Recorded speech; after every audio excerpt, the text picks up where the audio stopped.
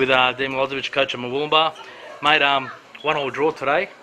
Maybe got out of jail there at the end, but good defensive performance overall. Your boys just kept going. They kept coming, and they couldn't get past your defence or your keeper today. So, how do you rate the boys' performance tonight?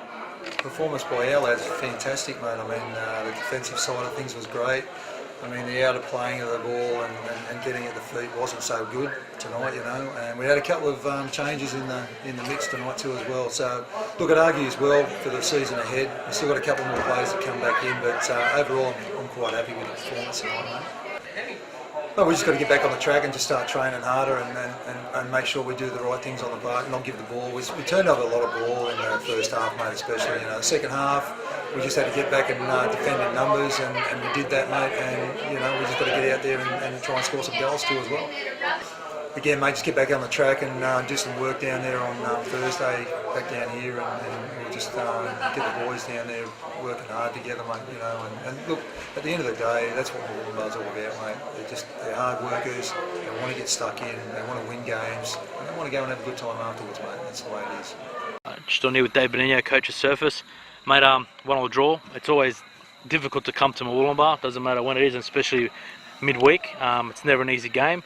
But today, obviously, I think maybe it's 2 points drop for you guys because many chances in that game. You dominated a lot of parts of those games. They had a few chances, you know, with Hilton there at the front. But overall, obviously, the performance sort of, you know, gives you a bit of positive, the way you move the ball, the way you got, you know, to their goals. But what do you take out of that performance today? And obviously, not the 3 points, but performance-wise.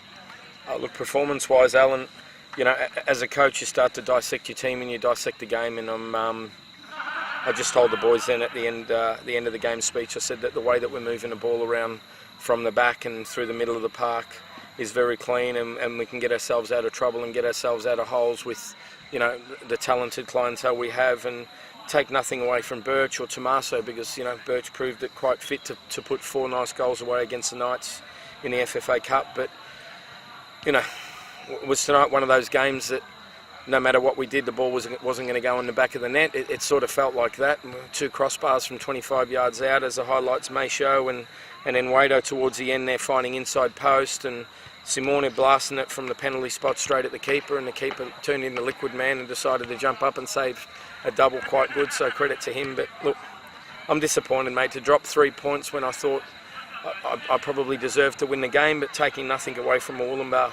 To come up here is difficult because, you know, Murwillumbah always rolls they roll their sleeves up and they put in a really good battle, and it's a hard-fought battle. They're not a dirty team, they're not a dirty club. They just roll their sleeves up and they muscle up and play, you know, some strong football and make sure that that you're in for a game, and it's credit to them.